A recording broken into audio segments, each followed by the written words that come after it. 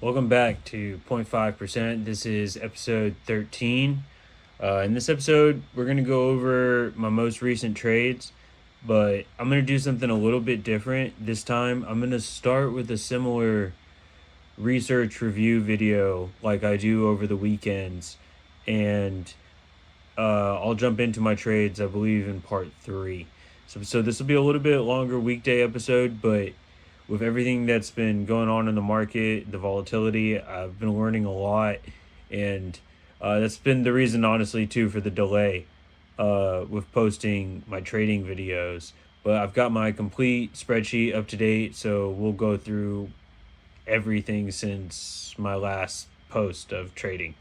But I appreciate y'all watching, and let's get into it.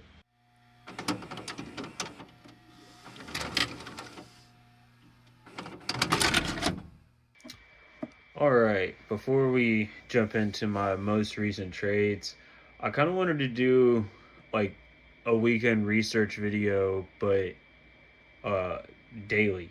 I don't know if this will be continuous.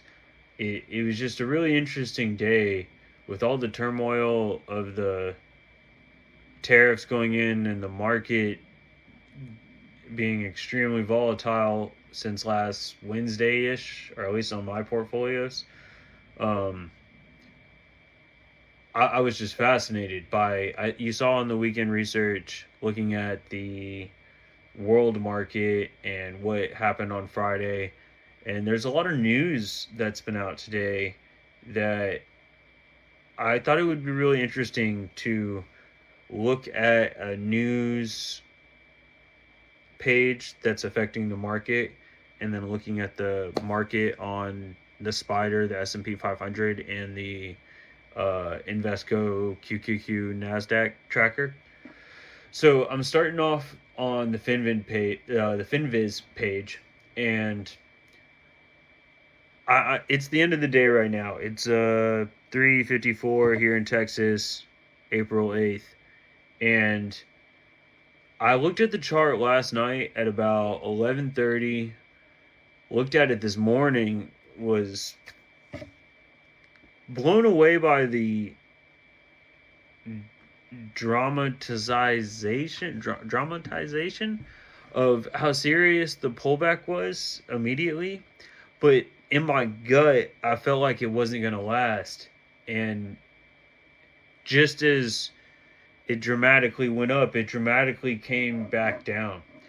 You can see here on the Dow, the Nasdaq, the S&P 500, and the Russell 2000. There was this huge jump up in the morning. I believe this dotted red line is the previous opening. So there was a massive gap up, and I've said in a previous video that I don't know how legit this is, but I've heard before, all gaps must be filled. Um, and sure enough, it came back down, hit that gap, tested to see if it wanted to go back, but I also said at the end of those weekend research videos, I don't think we're done. That's why I pulled all my ETFs, and that benefited me. Unfortunately, once I start the videos about my day trading, it really screwed me this morning. I made a mistake I haven't made since day one, I think episode 2, that we'll discuss then. But for now, I want to keep looking at the market. So when I opened up Finviz this morning, there was this massive pump, and you can imagine only seeing this first candlestick on each chart. It's just huge jump. This entire heat map was green, and you can see now it's leveled off. Let's open it up to full size. So if I can, I don't know why it's so zoomed in. All right, but I think it's a little bit smaller when I look at exchange trade funds. So this is just the S&P 500 in general. Let's see what was up. Healthcare. Uh, Not really. Banks. There's this massive 50% of the banks looks like it's up, but it's just JP Morgan. The other 50% were down. Insurance is kind of the same way. I don't know what threes. So we've got BRK. Is that Berkshire Hathaway? B, AIG, yeah, there it says underneath it. Berkshire Hathaway, American International, and ARC. But the rest, oh, this is asset management. I thought this was all one. Okay, so there's a couple things that ended the day up. Industrials. That's another interesting point because you remember at the end of Weekend Research, through asking ChatGPT to looking at Trump's previous presidency, what sectors did well, to all presidencies, what's done well under heavy tariffs. Industrials was one of them. Let's jump into the exchange traded funds. I'm curious if, what was it, XLI and XLB are up. Let's see, where are they at? So here's XLI, here's XLB. XLB is down bad. That's basic materials, but industrials, which is what I think we saw in the S&P 500. Yeah, so industrials, they're sitting at 1, 2, almost 3, about 0.5%. This one's negative. We come into the exchange traded funds, which probably holds the majority of those companies. Where was it at? Damn, now I've lost it. Okay, XLB and XLI. So industrials, on average, that whole sector that we saw on the S&P 500 is still down, but did a lot better than XLB basic materials.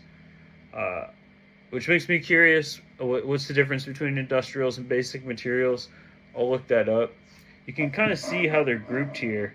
There's this broader border that encompasses industrials and basic materials.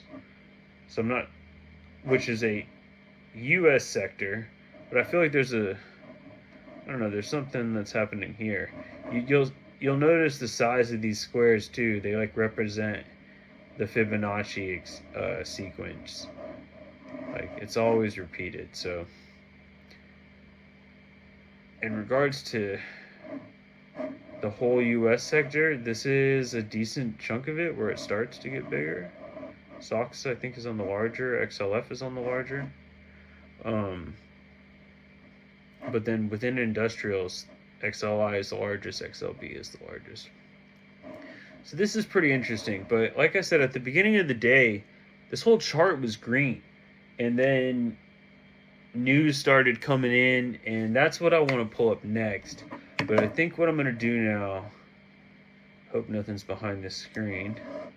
All right, nice. So let's blow that up. I hope this works out with the way that I framed my screenshot recording. So this is the spider. I'm going to go ahead and throw the Invesco QQQ over here. So we're on the left, we've got FinViz exchange traded funds, but I'm about to put it on this news tab. And then on the right, we've got Invesco QQQ, and I've got the spider. Let's start it with the spider.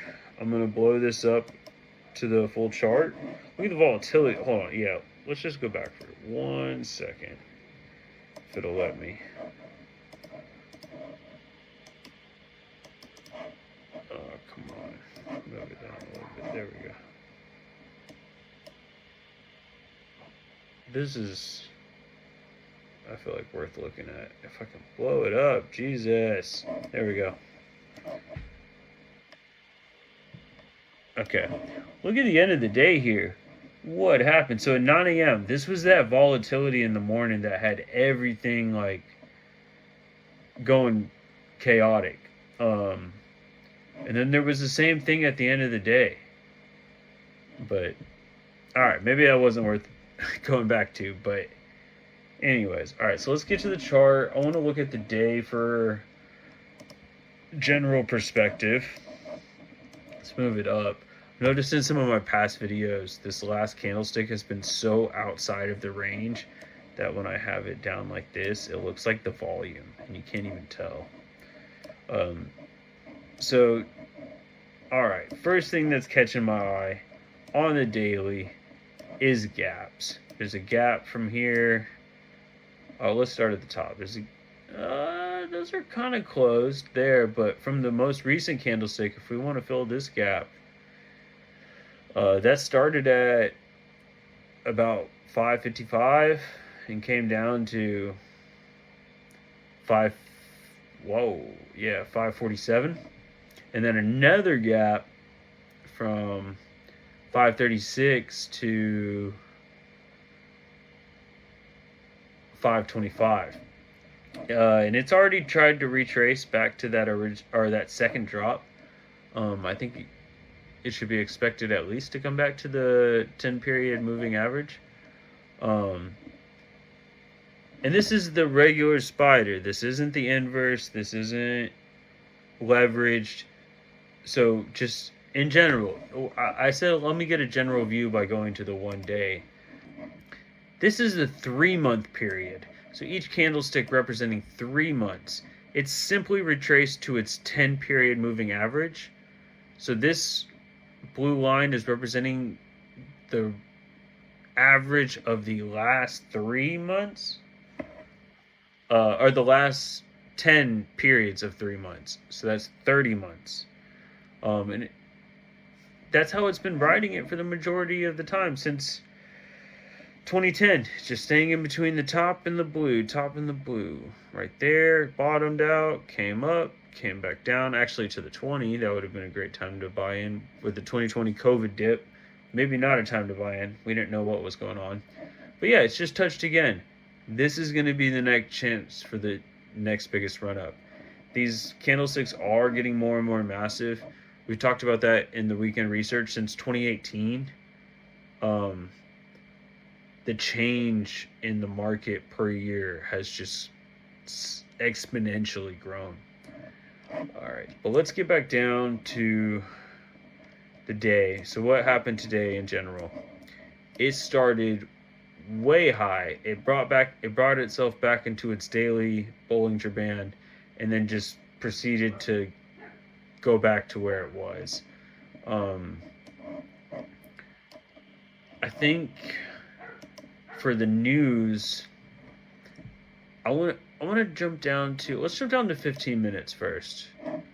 And we're getting pretty close to 15 minutes on this video, so I'm going to do a quick overview, but there was significant drops in here, or significant pumps and drops.